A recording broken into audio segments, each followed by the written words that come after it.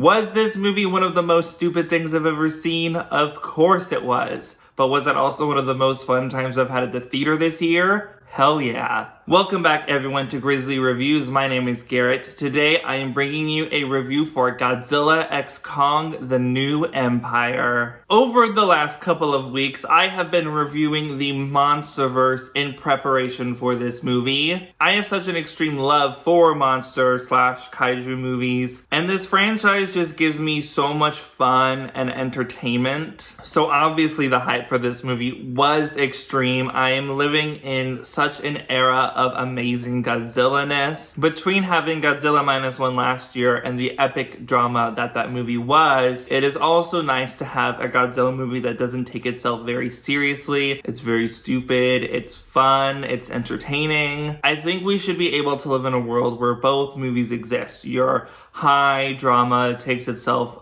utmost seriously, and then your fun, stupid camp. Two ancient titans, Godzilla and Kong, clash in an epic battle as humans unravel their intertwined origins in connection to Skull Island's mysteries. I really enjoyed Godzilla x Kong and the New Empire. I just had so much fun both times I saw this in theaters over Easter weekend. Everything I disliked or wanted in Godzilla vs. Kong arrived in the New Empire, and it made me so happy to see. All the characters I loved in Versus are in the New Empire, and they do some really fun, interesting things with those characters. Like, I know we're here for the monster stuff, but I appreciate what they did with the humans in this movie. Rebecca Hall, Brian Tyree Henry, and Kaylee Hottle all return from Versus Kong, and you even get an amazing new character from Dan Stevenson's Trapper in this movie. The four of them go on this little adventure type movie, and for me that's something I really enjoy. So having the jungle aesthetic, all of like the green and everything in this movie just reminded me of Skull Island. So the whole vibe and aesthetic of this movie was really just exactly what I needed to see, and they do a really good job at building out the mythology of what's happening in Hollow Earth. It's really interesting to see the direction that Adam Wingard takes this movie. It's also nice to have a director come back for one of these films so that you kind of have a streamlined aesthetic for it, at least with these double billed Godzilla and Kong movie. I do wish this was just Kong: The New Empire,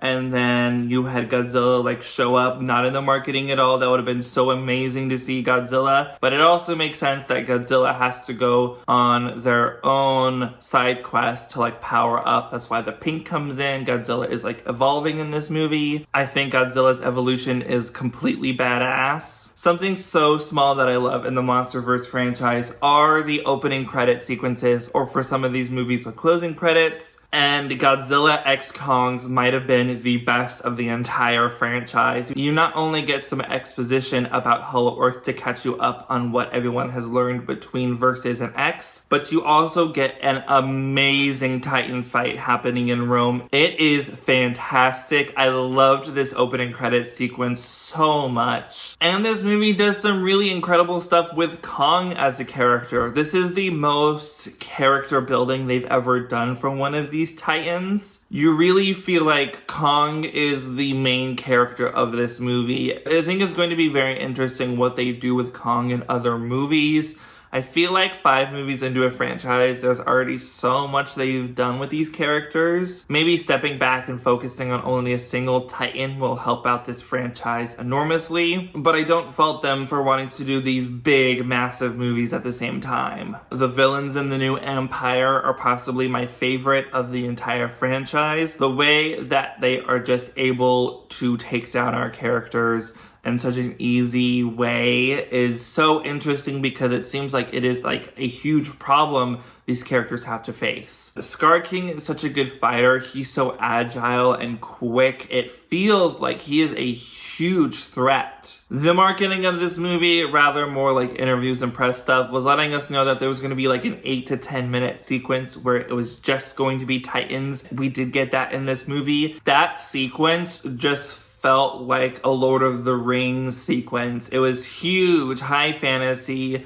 big scope. You're learning so much about these titans and how they interact with each other and what culture has grown in the Hollow Earth. And then the monster fights in this film are outstanding. You have titans performing wrestling moves on each other. It is wild. It makes for such a fun experience, just like reacting to this movie as it is happening. I was like, whoa, oh my gosh, wow, this is crazy. What is happening? So often through this movie, and it's a theatrical experience I'm not gonna forget. We are going to jump into some spoilers for Godzilla x Kong: The New Empire, so if you want to refrain from any of those, go see the movie in theaters. I highly recommend you do it, and come back and finish this video. So in my review of Godzilla vs. Kong, I heavily critiqued that movie for wiping out the entire Iwi people on Skull Island in such an off-camera way. This movie refers to that, but then it also kind of fixes that with the Iwi people we see in Hollow Earth and how big and massive and advanced their culture is. That also puts Gia in a very interesting spot in this movie for having more to do than just being there to communicate with Kong. Mothra has a different design. I don't know if, like, narratively it's supposed to be the same Mothra as King of the Monsters. Like, we kind of just saw that Mothra get disintegrated and, like, float dust down onto Godzilla. So did the Titan, like, somehow go down to Hollow Earth? I'm just confused which Mothra it is. I kind of wish they had different names. And what they do with Gia makes Rebecca Hall's character have an interesting arc as well. Deciding what's right for this little girl, I think, is a very interesting choice to make Rebecca Hall go through, trying to balance her work in Monarch and making sure this girl fits into this world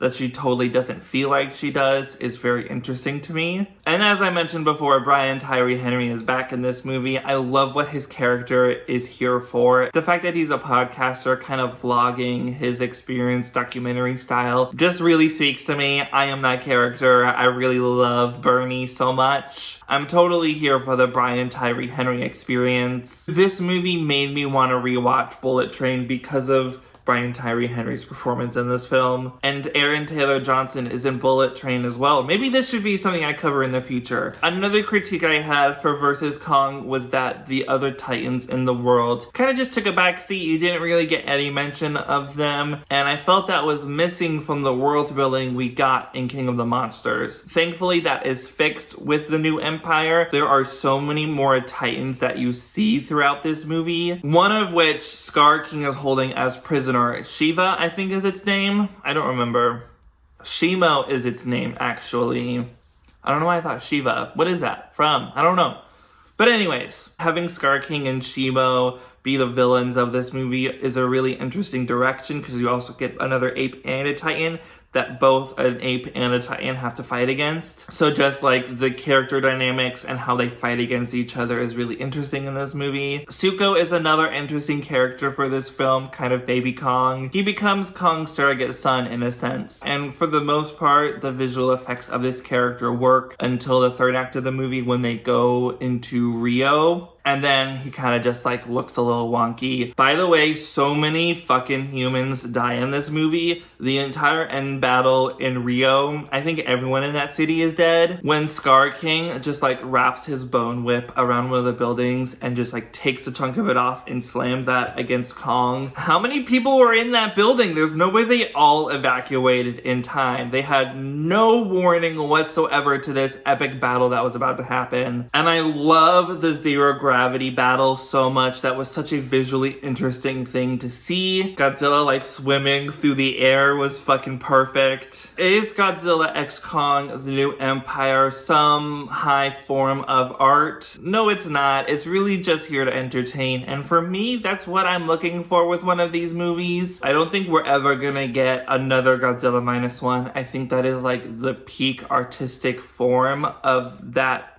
character. But for me, I still have so much fun with Godzilla x Kong the New Empire. I think the monster battles are great. In my opinion, the human characters we have in this movie work for me. I really enjoy that they are who we are following in this film. Cinematography, visual effects, the score, everything works in this movie to make you have the most fun at the movie theater. It's a movie I can't wait to own in my Blu-ray collection along with the rest of the Monsterverse, and I hope they continue to make more of these movies. I'm going to give Godzilla x Kong the New Empire an 8 out of 10. So what did you think about Godzilla x Kong? Let me know in the comments below. If you liked this video, please give it a like, and if you want to see more, hit subscribe so you know when I post my next video. Goodbye! I loved Godzilla x Kong so much, I already bought a pop figure for it.